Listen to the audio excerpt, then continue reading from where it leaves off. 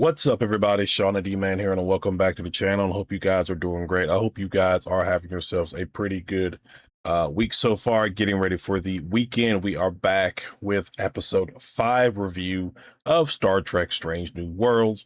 Now, this is the infamous puppet episode that we saw in one of the trailers a while back.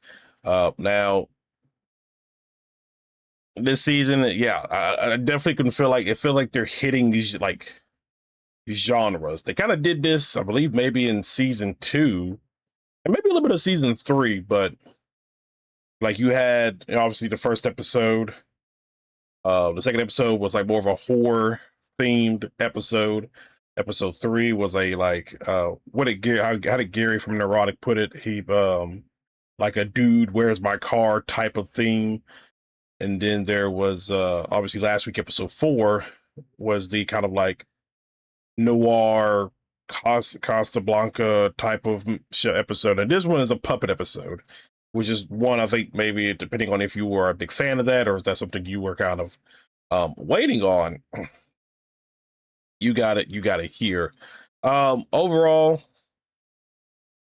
interesting. There's there is some stuff about it like towards the end where I'm kind of like, you couldn't do this before, but now you can kind of like, you can do it now, but that's beside the point. So basically, the episode picks up with Scotty trying to basically outdo a guy named Declan who finished valedictorian in his class at Starfleet Academy by trying to do the longest transport in Starfleet history, or just the history of the universe. It goes awry with him taking his puppet, very creepy looking puppet, and he's going to try to transport it from Enterprise to Declan's ship. It goes wrong, and so ultimately the entire ship gets turned into a puppet with the exception of Spock. Now, Spock was out in the shuttle setting the buoys for the experiment and things like that. He witnesses the way it works is basically everybody gets transported. Even the Enterprise gets transported. It gets transported back, and then everybody is a puppet. Part of the episode is showing Spock just basically like having anxiety attacks and just being overwhelmed. Like you can see towards the beginning of the episode where he is trying to kind of focus. You can see him, like, you can hear the flashback. You don't see flashback, but you can hear the flashbacks of what happened on the Griffin just echoing through his mind. But he's not the only one that's been drifting in one direction, because you have La'an, because La'an canceled their dance session. And it seems like from the discussion that they had, they broke up. Like, or maybe not broke up, but La'an's is like, I think we need to take a break, because she's still dealing with things that from the Griffin incident. And it's one of the complaints about Star Trek Strange New World when it comes to Spock is it's this consistent rotation of women that they hook him up with. So obviously in the first season or so, you have T'Pring. Now T'Pring does make an appearance here in this episode as well. Now this, well, I'll get to that in a second, but you have T'Pring, and then you had Chapel, and now you have La'an, and now it's, at least it seems like they are essentially going to take a break from each other for the time being. I mean, we'll see. Now Spock speaks to T'Pring, who last time we saw her was in the Griffin episode when she came back. Really good to see T'Pring, but she comes in and she's talking about like she's going to come and help Spock, regain logic and that kind of stuff. But she's kind of like, basically no tomfoolery, no crazy shenanigans, anything like that when she arrives. Unfortunately, she gets turned into a puppet.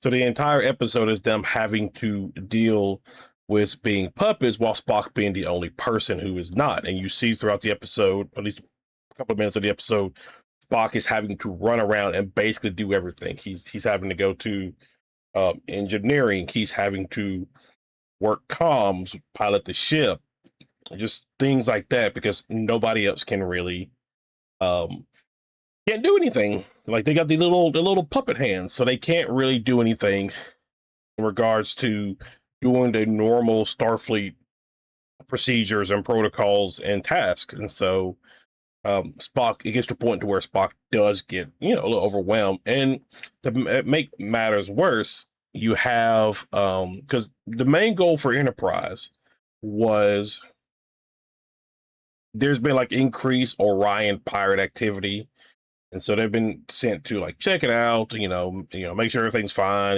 if there are pirates, deal with them, that kind of thing. But the problem does get worse because an Orion ship appears and starts to scan Enterprise, and Pike decides to just open an audio only channel. That way they don't realize that they're talking to puppets. And so the Orion captain is talking and just saying, we were just in the area, just happened to be passing by, saw your ship might be in trouble because we scanned and only saw that the ship only had one life form on it.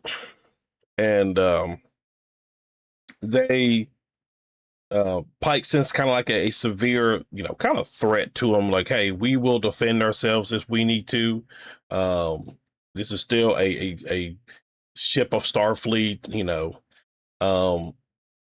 and so Pike is like, all right, Uhura in comms. Uhura presses the wrong button, which activates the visual for the call. And so now the Orions can see the puppet crew with the exception of Spock. And so there's a little funny thing because Ortega's is like, maybe they didn't see us. And the Orion captain's like, Captain Pike, are you a puppet? And he was like, no. And she was like, I just saw your mouth move. And they call it a level 5, level 5 trans, I forgot what they call it. It's like level 5 something, level 5 malfunction, to say the least. And so the Orions begin to fire on them, and it's up to Spock. Spock is having to go fire torpedoes at the Orion ship. They do damage them a little bit. Spock's able to get the shields up, but they can't really escape now because the shields, or the engines, are damaged. They're like at 22% or so. I'm sorry for the dogs. And so they are Spock has to run down to engineering, get the engines up and going, just so they can get out of there. It's like a little funny montage of just like when Enterprise is being fired on, like explosion going off. It's just like all the puppets screaming and just looking completely ridiculous. And so one of the things that they learn is, for the puppets, they can't be injured, because earlier in the episode, as an experiment, Scotty's trying to reverse things and get things back to normal. And so La'an kind of volunteers to do so. And he teleports her and she comes back. She's still a puppet, but her arm falls off. So she gets down to the sick bay, and M'Benga and Chapel examine her, but everything's fine. Like, she just lost her arm. There's no damage. There's no bleeding, whatever. Everything from what their medical instruments show them, La'an is fine. And so Spock is able to sew her arm back on and things like that. And then we come to the realization that Spock has not gone and talked to T'Pring since she had been turned into a puppet. And so that was a whole little conversation as well. So it's interesting because it's a little ridiculous. So the Orions invade the ship. You have Spock. Spock gets told that the Orions are trying to enter through the shuttle bay, but T'Pring is carrying like a handful of phasers, and she tells them she's dealt with Orions before, and oftentimes one thing is a distraction while they focus on the main thing, and she believes the shuttle bay is just a distraction. As they're talking, the Orions appear around the corner. Spock tells the Pring to go and let Captain Pike know what's going on. He's going to try to slow him down. Um, and so he grabs a phaser. He gets taken down relatively easy. I thought maybe you could have a little bit longer firefight than that, but he gets the phaser shot out of his hand and then gets stunned. And then you just see the crew of the Enterprise trying to fight back as possible. You got La'an and Una outside the bridge trying to fight, and it's just not working. They're being tossed around like rag dolls.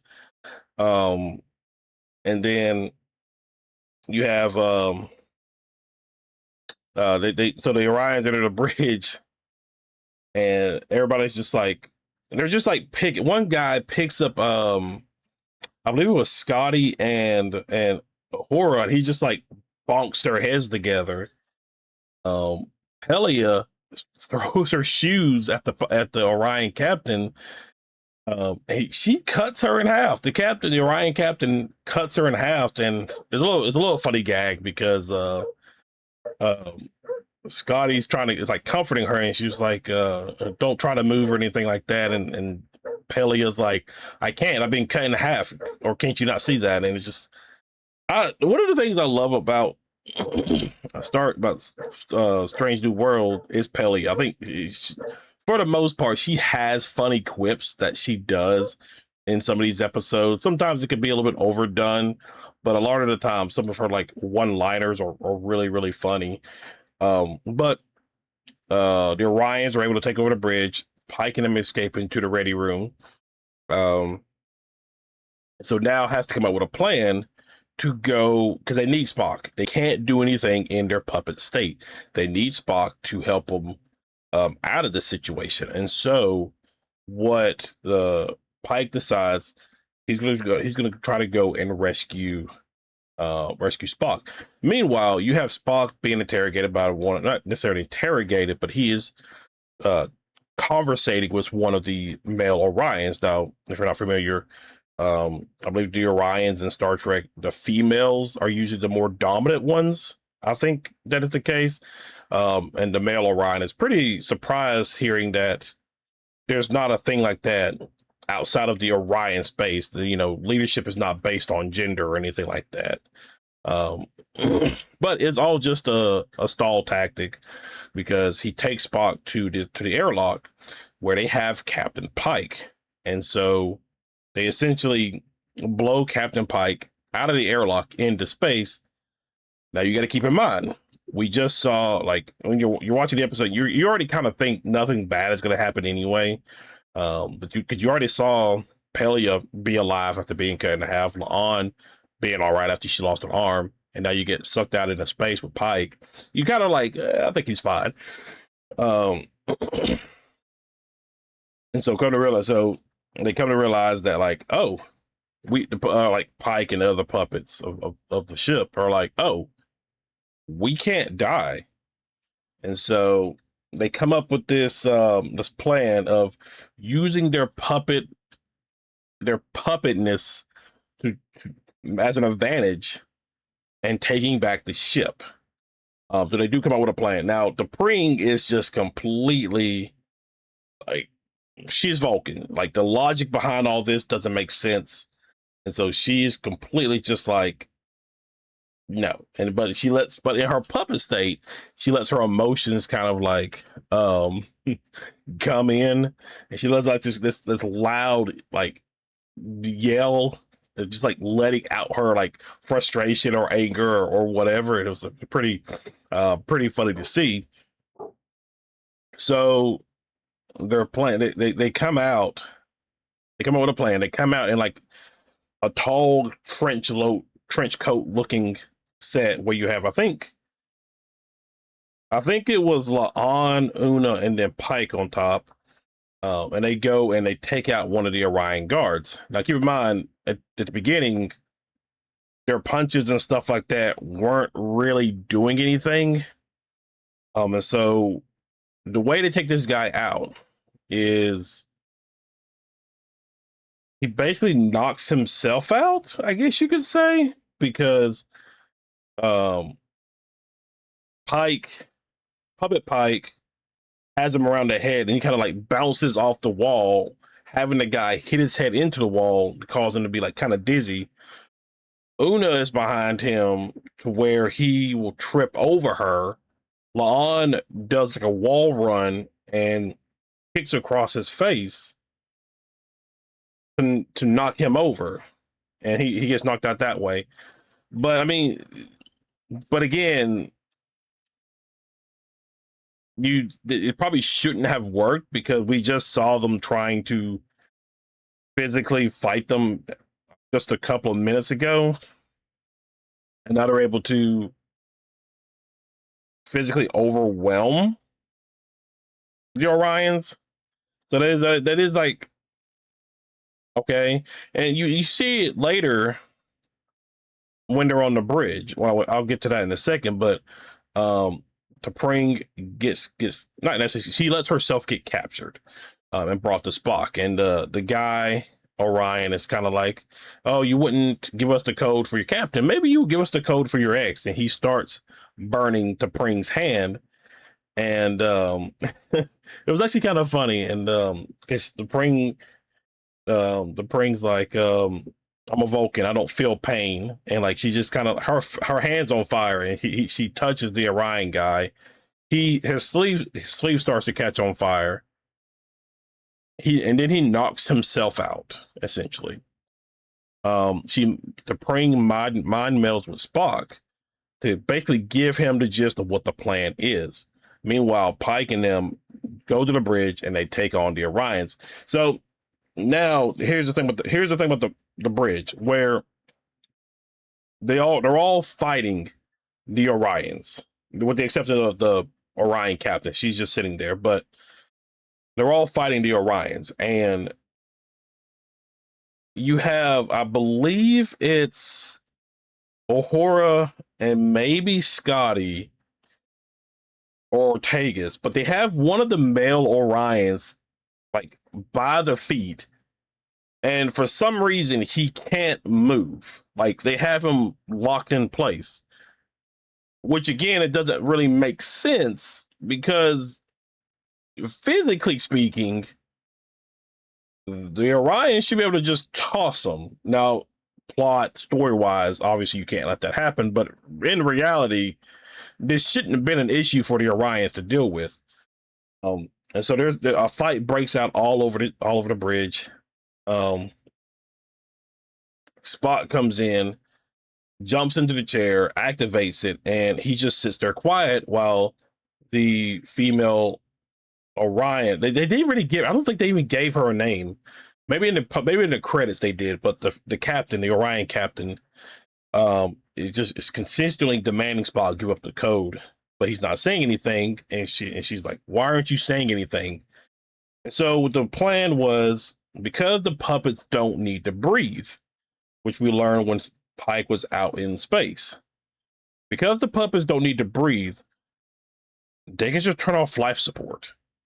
And everybody who is not a puppet is going to be affected. So all the Orions start to lose consciousness. Then eventually Spock loses consciousness, but they're able to put a mask on, a oxygen tank mask on him, and he's fine. And so we get they're not, so the ending, you have everybody who's a puppet outside the Enterprise in space, just floating around, enjoying it. I don't know his name, but there was a guy, and maybe he was an ensign, but he was like one of the pilots next to Ortegas. He gets shot in the stomach, and I'm sitting here thinking, how are you going to fix that when he turns back? They do have to puppet T'Pring and Spock kiss, but then we come to a realization this was only a dream. This wasn't real. The whole puppet episode was not real. because Spock wakes up, and T'Pring is sitting there, and apparently, like, there's something happened with the transporting with the buoys and the shuttle that rendered Spock unconscious for a couple of hours, at least several hours, at least. And so there's like a moment with like, so after all that, after he wakes up, he goes and T'Pring and Spock are to go get some tea in a galley while Spock tells her about the puppet dream and everything like that.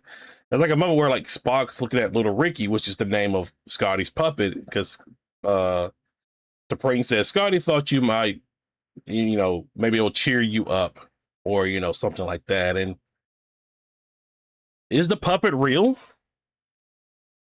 Spock gives a long glance at it as if like, did you do this? Kind of thing. But that's where the episode ends. So needless to say, okay episode. For episode 5 of Star Trek Strange New Worlds. We're halfway through season 4. Again, it's pretty fine episode, but I still don't think it beats the Griffin incident episode 2. That's fine. Still, is this some questionable stuff about like the puppet logic, what they can do, what they can't do when it comes to the plot and story. But either way, it doesn't really matter. But guys, that is basically it. If you are new to the channel, be sure you hit that like and subscribe button. Be sure you comment below. You can also find me on the Shawnee D Man Gaming channel, Kick, Twitch, Rumble, the Nerd Talk podcast on Spotify, Patreon, all that you can find down in the description below. Thank you guys for hanging out. Thank you guys for watching, and I will see everybody in the next video. Y'all have a good one.